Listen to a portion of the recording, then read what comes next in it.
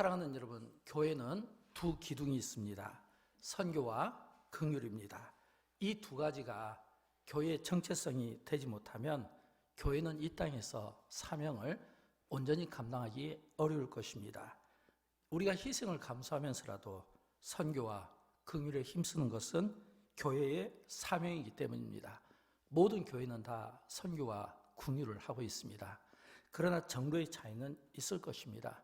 제가 말씀드리고 싶은 것은 이 교회의 두 기둥이 되는 이 선교와 긍휼은 우선순위가 되어야 되고 힘써야 되고 희생을 감수해야 되고, 그리고 이것이 만약 형식적으로 세워지고 뒷전이 된다면 하나님의 공동체라고 말씀드리기 어렵습니다. 세상 공동체와 다를 바 없다라고 하는 뜻입니다. 왜냐하면 우리가 긍휼을 이야기할 때 이 긍휼은 불쌍히 여기다와 차이점이 있습니다. 불쌍히 여기는 것이 우리 안에 있는 마음에서 우러나오는 것이라면 긍휼은 액션입니다. 행동을 취하는 것입니다. 우리가 긍휼을 이야기할 때 헬라어의 뜻이 있습니다. 제가 좀 읽어드릴게요. 긍휼의 헬라어 뜻은 비참한 처지에 있는 사람의 피부 속으로 파고 들어가다, 이런 뜻이 있고, 또 상대의 마음 한가운데서 함께하고 함께 느끼는 것이다, 이런 뜻이 있습니다. 예수님께서 우리를 불쌍히 여겨주셨으면 그 불쌍히 여기는 그 마음에는 마음입니다. 그것 때문에 예수님께서 십자가를 지시지는 않습니다. 예수님께서 우리를 긍휼히 여겨주셨기 때문에 긍휼히 여겨주신 취하신 액션이 바로 십자가였다, 이렇게 말씀드릴 수 있습니다. 저는 고난주간을 통해서 예수님의 이 긍휼의 마음을 우리 모두가 마음에 담았으면 좋겠습니다. 긍휼의 마음을 이야기할 때 몇 가지가 있습니다. 첫째는 긍휼의 마음은 십자가를 지는 겁니다. 여러분, 아는 것이 다는 아닙니다. 마음으로 느낀다고 해서 다는 아닙니다. 알고 마음으로 느끼는 것이 살리지는 못합니다. 살리기 위해서는 반드시 행동이 필요한데 그 행동이 긍휼이라는 겁니다. 예수님께서 십자가를 지시고 예수님께서 긍휼을 죽음을 택하신 것이, 이것이 바로 긍휼이 되는 겁니다. 그러므로 긍휼은 멋짐이 아니라 희생이고 교회의 본질이 되어야 된다라고 하는 것입니다. 저는 그런 의미에서 우리 모두가 다시 한번 고난주간을 통해서 예수님께서 십자가를 지신 바로 그 마음이 긍휼의 마음이다, 이것을 우리가 마음에 새기면 좋겠습니다. 두 번째로 긍휼은 함께하는 것입니다. 예수님께서 말씀해 주신 비유 가운데 이런 말씀이 있죠. 어떤 사람이 예루살렘에서 여리고로 내려가다가 강도를 만납니다. 강도를 만나서 그 강도에게 가지고 있는 모든 것을 빼앗기고 입고 있던 옷도 다 찢기고 빼앗기고, 그러고 맞아서 거반 죽게 되었을 때 그 죽어가는 그 어떤 사람을 레위 사람도 보고 지나가고 제사장도 보고 지나가는데 어떤 사마리아 사람이 보고 지나가지 않고 다가갑니다. 그래서 그 강도 만난 사람의 그 아픔을 이렇게 같이 해주고 싶어서 상처를 싸매주고 주막에 옮겨서 치료를 해주고 돈이 부족하면 자기가 돌아오면서 다시 준다고 이야기합니다. 근데 이 어떤 사람은 레위 사람 그리고 제사장들이 볼 때는 비교될 수 없는 신분이고, 또 유대인들에게는 이 어떤 사마리아 사람은 무시당하는 그런 입장이었습니다. 근데 예수님께서 이 어떤 사마리아 사람의 이야기를 해주시면서 어떤 사마리아 사람을 어떻게 표현해 주셨냐면 선한 사마리아 사람, 선한 사마리아 사람으로 이름을 바꿔주신 겁니다. 왜일까요? 바로 그에게는 긍휼의 마음이 있었기 때문입니다. 대조적으로 제사장과 서기관들은 그들은 종교인이라고 이야기하고 종교적인 타이틀은 가지고 있지만 주님이 보실 때 그들에게 긍휼의 마음을 찾아볼 수가 없었다라고 하는 겁니다. 저는 그런 의미에서 저와 여러분, 우리가 정말 종교인으로서 우리가 가지고 있는 그런 타이틀만 우리가 앞으로 내세우는 건지, 아니면 어떤 사람처럼 사람들에게는 주목받지 못하는 약한 모습이지만 그러나 그 안에 있는 이 긍휼을 우리 주님이 칭찬하신지, 내 안에 긍휼이 있는지 아니면 나는 형식만 가지고 있는지, 이것을 우리가 이번 이 고난주간을 통해서 한번 깊이 묵상하는 시간이 되면 좋겠습니다. 세 번째로 긍휼의 마음은 구체적으로 돕는 행동을 의미합니다. 우리가 많은 경우 돕는다, 이웃을 돕는다 이렇게 이야기하지만 내 것을 내놓지 못하고 희생하지 못하고 말하는 것은 그것은 구호에 지나지 않습니다. 선한 사마리아 사람이 강로 만난 사람을 만났을 때 취한 그 행동을 보면 이 선한 사마리아 사람이 가다가 길을 멈춘 거거든요. 가다가 길을 멈췄다는 것은 자기가 해야 될 또는 가야 될 그 목적지를 잠깐 멈춘 겁니다. 만약 그 사람이 비즈니스를 한다면 굉장히 중요한 사업의 손실을 볼 수가 있겠죠. 또는 누군가를 만난다고 하면 자신의 어떤 신용을 이렇게 깎여버릴 가능성이 높습니다. 그런데도 불구하고 가던 길을 멈추고 목적지와 다른 주막으로 옮기고 환자를 돌봐주고 자신의 것을 비용을 들여서 치료해주고 이 마음, 이거는 뭐냐면 전부 희생하는 마음이거든요.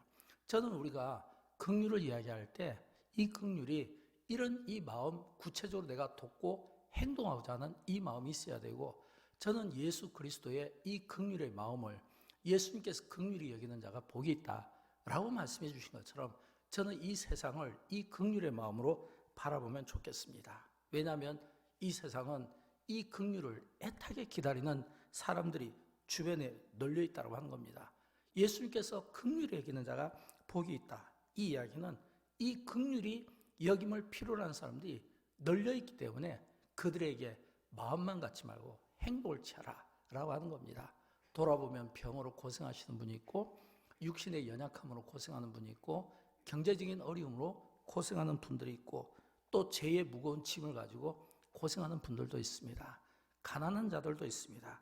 이들을 긍휼의 마음으로 바라보는 것은, 긍휼은 감정이 아닙니다. 참 안 됐다, 안타깝다 이런 이 마음이 아니라 행동으로 열매를 맺어야 된다는 겁니다. 그래서 이 긍휼은 이론이 되면 안 됩니다. 머리와 가슴에만 남아있어도 안 됩니다. 울고 감격하고 웃고 또 옆에서 이렇게 마음을 표현하는 것으로 이야기만 해도 안 되는 겁니다. 우리가 흔히 이야기하는 립 서비스는 긍휼이 아닙니다. 긍휼은 끊임없이 가난한 사람을 향하여, 병든 사람을 향하여, 연약한 사람들을 위하여 돕자고 끊임없이 돕자고 말할 수 있는 사람, 그 사람이 바로 긍휼의 마음이다라고 하는 겁니다.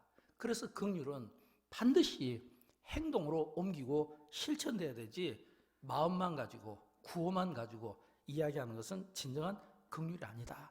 긍휼은 구체적으로 말없이 행동하는 것이고 모르게 실천하는 믿음을 가진 자에게서 보여지는 행동이, 모습이 진짜 긍휼이다라고 하는 겁니다.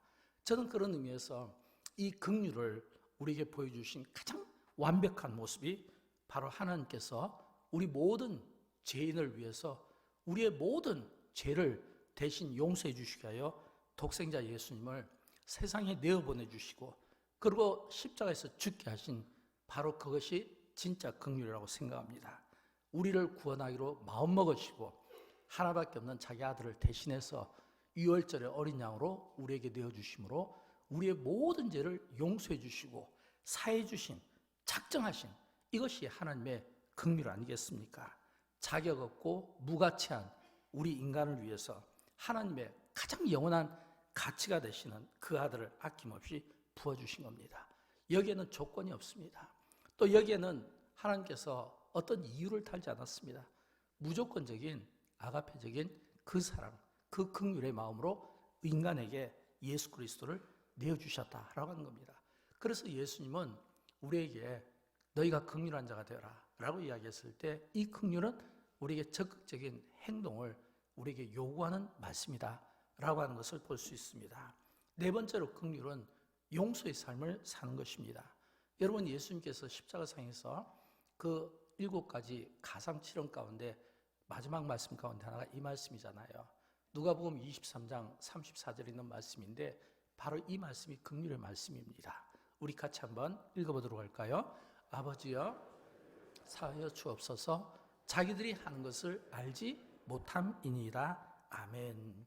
여러분, 이 말씀은 예수님께서 십자가상에서 아버지여 저들을 사하여 주옵소서, 자기 자신을 향하여, 예수님을 향하여 옷을 찢고 수치심을 주고 십자가 몸에다가 대못을 박는 그들을 향하여 여러분 어떻게 용서해 주십시오. 이렇게 표현할 수 있겠습니까? 예수님이기 때문에 표현하는 것이 아니라 그 안에 예수님의 긍휼의 마음이 있기 때문에 이런 용서를 할 수 있다라고 하는 겁니다. 긍휼은 기독교의 모든 것을 담고 있고 포함하고 있습니다. 긍휼은 그리스도인의 심벌과 같아야 됩니다. 우리가 아무리 위대한 진리를 선포하고 위대한 말을 하고 천사의 말을 한다 할지라도 우리 안에 긍휼의 마음과 행동이 따르지 않으면 긍휼이라고 보기 어렵다고 하는 겁니다. 오늘날 교회의 비극은 어디에 있을까요? 세상을 향한 진실한 긍휼의 상실에 있다고 생각합니다. 또 뿐만 아니라 최고의 긍휼은 영혼 구원인 것을 우리는 잊으면 안 됩니다. 영혼 구원, 전도, 선교를 가리키는 겁니다. 영혼이 지옥 가는데 지옥 갈 그 영혼들을 향해서 생각하면 잠 못 이루고 괴로워하고 고통하고 어떻게 해서든지 그 영혼이 구원받기를 위하여 통곡하는 심정을 가질 때 그게 바로 긍휼한 자의 모습이고 그게 바로 선교 아니겠습니까? 그래서 저는 이 긍휼은 예수님의 마음이라고 생각하고 이 긍휼은 십자가의 마음이라고 생각하고 그리고 이 십자가의 마음에는 두 기둥이 있습니다. 앞에서 교회의 두 가지가 선교와 긍휼이라고 말씀드렸는데 이 선교와 긍휼은 십자가의 마음이기도 합니다. 이것이 없으면 교회라고 말하면 안 됩니다. 십자가의 마음으로 사는 것이 교회고 교회가 이 세상에 존재하는 목적은 이 선교와 이 긍휼을 우리가 실천할 수 있어야 된다라고 하는 겁니다. 사랑하는 여러분, 우리 한 사람 한 사람은 우리가 다 교회입니다. 우리가 그리스도의 몸을 이루고 있습니다. 우리가 그리스도의 몸을 이루고 각 지체가 되어서 하나하나가 모여서 교회라는 공동체를 이루고 있게 되고 이 교회라는 이 공동체를 통해서 하나님이 우리에게 세상 가운데서 보고 싶어하는 모습은 선교와 긍휼이다라고 하는 겁니다. 이것이 교회의 본질이 되어야 되고 우리가 마음에 품어야 될 예수 그리스도의 마음이라고 생각을 합니다. 또 뿐만 아니라 이 십자가의 이 마음은 나눔도 포함이 됩니다. 우리가 한 끼 금식헌금을 하게 될 텐데 영광교회 한 끼 금식헌금의 역사를 보게 되면 처음 시작이 2018년이었습니다. 2018년 그 당시 제가 이 파라과이, 브라질 그리고 아르헨티나 그쪽 단기 선교를 다녀오고 거기에서 이 파라과이 인디안 마을에 이 우물 없는 것을 보고 선교부와 측이 상의해서 이 우물을 만들어줄 때 한 끼 금식헌금으로 2018년 이 파라과이의 우물 파기 공사로 사용했고 또 2019년은 또 이 강원도에 큰 화재가 났을 때 그 화재 지역의 그 피해 그 돕는 복구로 사용하게 되었습니다. 그리고 2020년 이제 영광교회가 이제 선교 축제를 갖게 되고 그때 이제 모퉁이돌 선교회 이상 목사님을 모시고 우리가 말씀 부흥회를 했잖아요. 그때 우리가 이제 이 북한에 성경책 보내는 것이 참 중요하다. 우리가 한 끼 먹지 않는 이 음식값으로 우리가 성경책을 사서 우리가 북한에 보낼 수만 있다면 그래서 북한의 지하교회 성도들이 우리에게 준 이 성경책을 우리가 볼 수만 있다면 그들에게 들려주는 이 하나님의 말씀이 그들의 영혼을 살리는 이 귀한 일. 그래서 한 끼 금식헌금이 2018년부터 계속해서 영광교회는 아름다운 전통으로 세워져 있고 또 이 한 끼 금식을 통해 영광교회가 또 이런 귀한 일을 하고 있다는 것을 여러분이 기억하면 좋겠습니다. 사랑하는 여러분, 왜 우리가 이런 긍휼을 해야 될까요?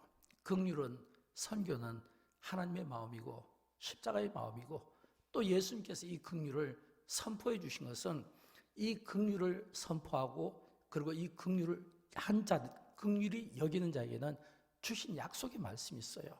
우리 같이 한번 읽어보도록 할까요?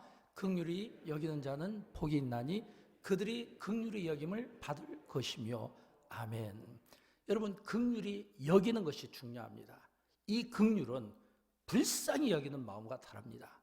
긍휼은 불쌍히 여기는 마음에서 한 걸음 더 나가서 행동으로 액션으로 취하는 것입니다. 그게 십자가의 마음입니다. 또 이 긍휼히 여길 때 하나님은 우리에게 확실한 약속을 줍니다. 그건 뭐냐면 우리가 긍휼히 여김을 받게 될 것이다. 훗날 우리가 하나님께로부터 긍휼히 여김을 받게 될 것입니다. 사랑하는 여러분, 꼭 기억하십시오. 구원은 우리가 아무 값 없이 받은 겁니다.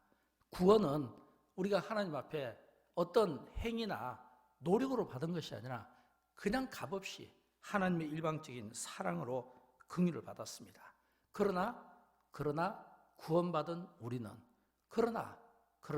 구원받은 우리는 하나님의 긍휼을 받을 때는 조건적이라는 것을 기억해야 됩니다. 이것은 구원받은 우리가 어떤 행위를 하느냐에 따라서 심는 대로 거둘 것을 우리에게 약속해 주기 때문입니다. 내가 남을 도우면 나중에 하나님께서 우리에게 도움을 줄 것이고, 내가 남에게 베풀면 하나님께서 우리에게 똑같은 베풀음을 줄 것이고, 또 내가 용서하면 또 우리가 하나님께로부터 용서를 받게 될 겁니다. 구원받은 자가 하나님 앞에서 받게 될 조건을 말씀드린 겁니다. 저는 그런 의미에서 이 고난주간 우리가 무엇을 할 것입니까? 저는 이 고난주간 때 이런 묵상이 있으면 좋겠어요. 예수님께서 예루살렘 성을 내다보시며 우셨잖아요. 예루살렘 성을 내다보시면서 예수님께서 우신 것은 예수님께서 앞으로 되어질 이 세상의 모든 일을 보시고 가지신 애통의 마음 아니겠습니까? 예수님께서 십자가를 지시기 위하여 어린 나귀 새끼를 타고 내려가실 때 그 길이 사람들에게는 환호했을지 모릅니다. 호산나, 당신이 우리의 진정한 구원자이십니다. 그러나 그 구원자의 그 길이 십자가의 길이라는 것을 그들 가운데 아는 자가 있었겠습니까? 그 길이 예수님께서 당하시는 고난이라고 여기는 자들이 있었겠습니까? 예수님은 홀로 자신의 왕됨을 모든 세상 가운데 드러내시고 홀로 왕이신 그리스도께서 모든 인류의 죄를 대신 짊어지시고 십자가의 길을 향하신 겁니다. 그리고 그 십자가에서 고난받으시고 우리에게 운명하시면서 우리에게 부활의 열매가 되어주시고 또 이 부활을 준비하고 계십니다. 그렇다면 오늘 이 예수 그리스도의 이 십자가를 바라보는 우리의 마음은 어때야 될까요? 교회의 두 기둥이 선교와 긍휼이라고 말씀드렸죠. 십자가의 마음에는 이 선교와 긍휼이 있습니다. 저는 우리 주님 오시는 그날까지 우리가 십자가의 마음으로 이 세상을 바라보고 긍휼의 마음으로 이 세상을 바라보고 우리가 무슨 일을 하든지 아는 것으로 끝나지 않았으면 좋겠어요. 이론으로 끝나지 않았으면 좋겠습니다. 지식으로 끝나지 않았으면 좋겠습니다. 행함 있는 열매로 그날에 우리 주님 앞에 우리의 열매를 보여드리는 은혜가 기도하는 여러분 모두에게 있기를 주님의 이름으로 축원드립니다. 우리 다 함께 찬양 한 곡 부르시고 함께 기도하도록 하는 시간을 갖도록 합니다. 오늘 찬양곡은 주님의 마음을 내게 주소서, 주님의 그 마음, 십자가의 마음, 긍휼의 마음, 이 마음을 가졌으면 좋겠고, 이런 이 긍휼의 마음을 이제는 우리가 세상 속에 드러내는 시간을 가졌으면 좋겠습니다. 함께 찬양하도록 할까요?